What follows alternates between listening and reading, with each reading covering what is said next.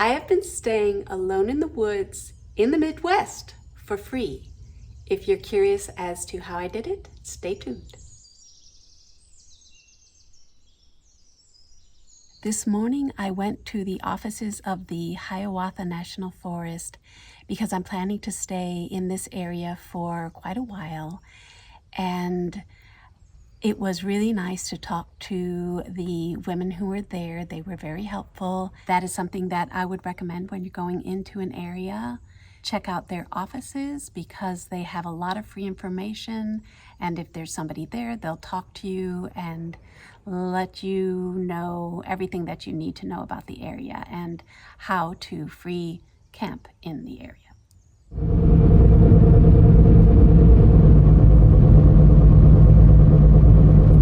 This is Hiawatha National Forest. Oh, there's a site. So I was told that there's a whole bunch of sites down this road. And if it's not busy, I just pull in and that's that.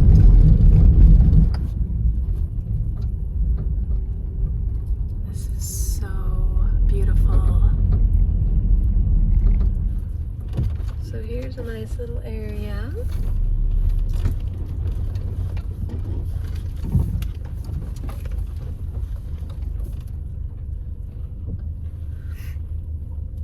So the forest road, oops, where's my finger? Hello, finger.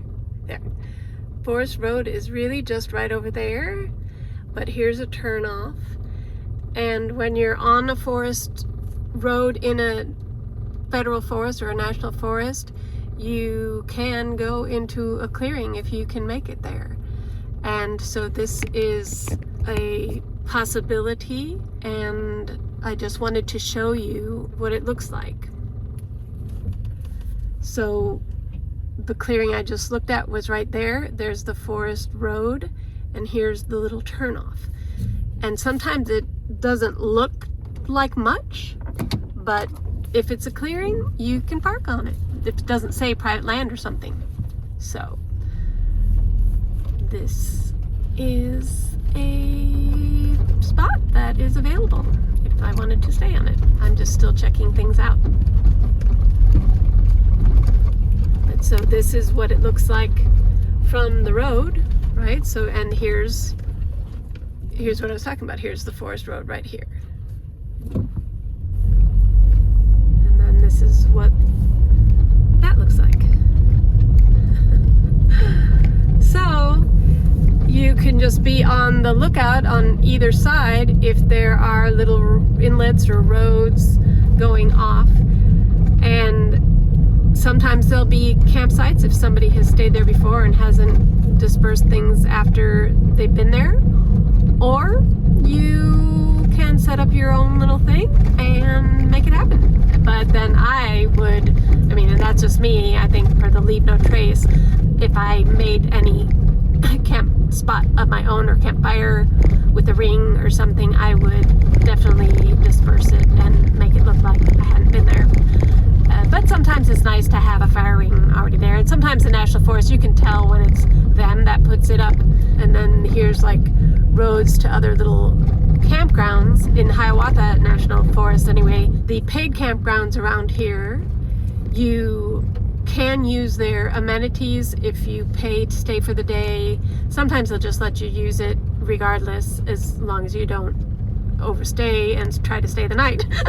But yeah, that is what you would do.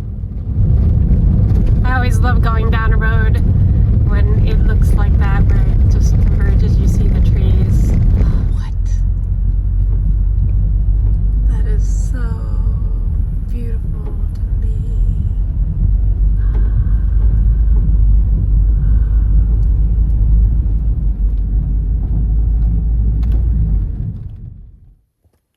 This is at a trailhead, and it's really beautiful, and you can stay here. You just have to self-register, and beautiful. Can't wait to hit the trailhead. The trailhead is over there. So there are a few more vehicles here, 4 or 5. So I will hang around for a while and see how it feels. So far, so good.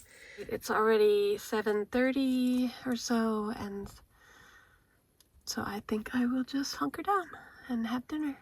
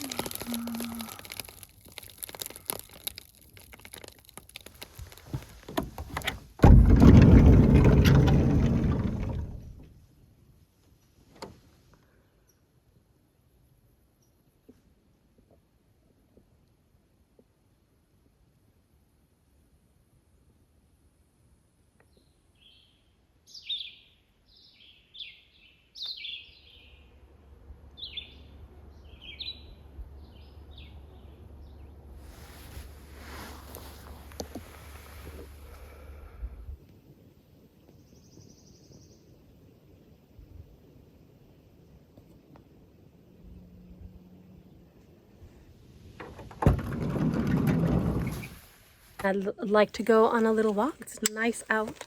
So nice. Can't believe it, actually. The temperature's so good. So I'll take you with me.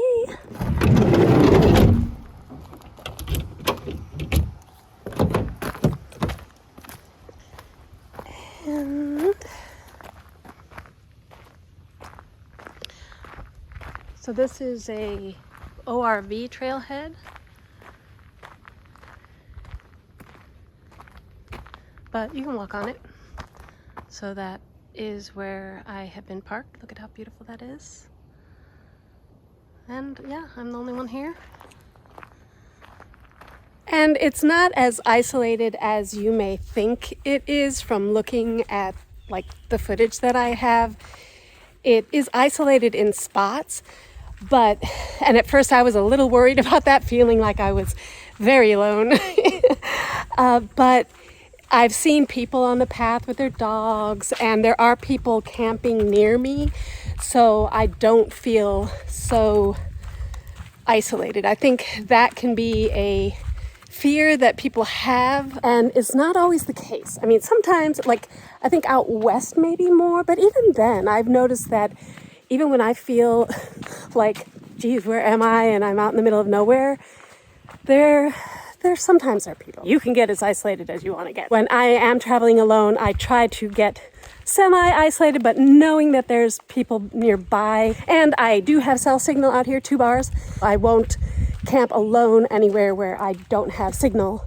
Just for that reason, I think it would be silly, because if I needed help. Anyway, I just wanted to say that because when I lived in Bolivia, I was out in the middle of nowhere, and I was 8 to 10 hours away from anybody coming to rescue me. So this feels pretty good, and that's just my experience. So I don't have a lot of fear around that, though I do think about those things, and I think you should too, just depending on your comfort level and someone always knowing where you are, of course. So for whatever it's worth, I don't want to give the impression that, oh my gosh, she's all alone, and what if something happens? Don't worry about me. I am fine. It's just so beautiful here. Look at it. So yeah, this is a path behind me. I got this hat because the bugs like my hair. Although if you put peppermint, I think it's Dr. Bronner's. It's a peppermint spray, natural ingredients. Bugs tend to not really like it. So, and I love it. I love the smell of it. So I smell like peppermint. One thing I was noticing yesterday is that I love my van. Because it's light and nimble and it has front wheel drive, it gets through sand and snow, and it doesn't bottom out in ditches and things like that. Yesterday when I was going through this forest, I was on some questionable stretches where I was like, and so I was a little bit hesitant, but then once I get there, I'm like, dang, Lady Bugout, you rock. She gets me where I need to go. There she is.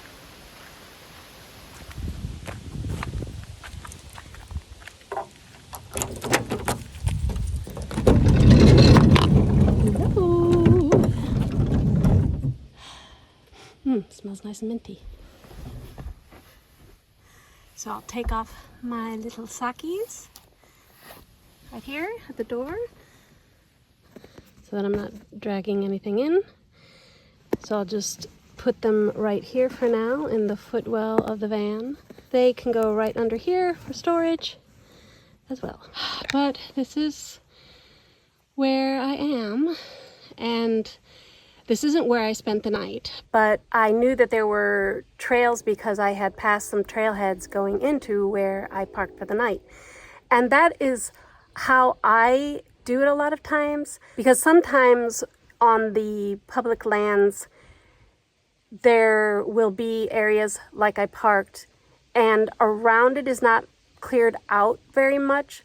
So for me, sometimes it's just the place to sleep for the night for free, and then I will go out in the day and park where I can spend some time and go on some trails.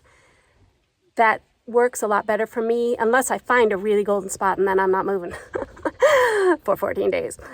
But that is how I roll. That's why for me to have everything packed to leave, a lot of times I will just in the morning after I have my breakfast or coffee, put everything away again, have everything ready to go to drive down the road a couple miles and have a day, and then go back and have a night. So that is a way to do it that works. I thought that I would pick up this little map and see where else I can go. This is something that you can get. It's basically a map that shows the area. This is a little harder to read, but it was more specific to where I was at the time. And you can just see where the pullouts are and where you are able to camp along those roads. There is what the requirements are. They actually appear in the Upper Peninsula, what I call dispersed camping, which is free camping, they call primitive camping. So that was an interesting distinction that I think in the West we just call it dispersed camping. Here they call it primitive if you don't want to pay for a site. So this has all that kind of information on there. There are a lot of different ways besides the apps that you get to know where to go and what is free for us as federal public land that we pay for in Texas. Something that is very important is the Leave No Trace guidelines. I hope everyone that does primitive camping knows what those are. They're available online as well, but every national forest, state forest office will have these. Very important to know and remember. It is raining and expected to rain for a couple more days here. So I looked on my WeatherBug app and it looks like north of here about an hour it isn't going to be raining, and so I think that that is what I will do. It also promises to be near water instead of the forest, so I will let you know if I find it. So I hope this video was helpful to you. If you are planning to stay in the Midwest for any length of time and want to do so for free, as always, thanks for watching, and I will see you in the next video.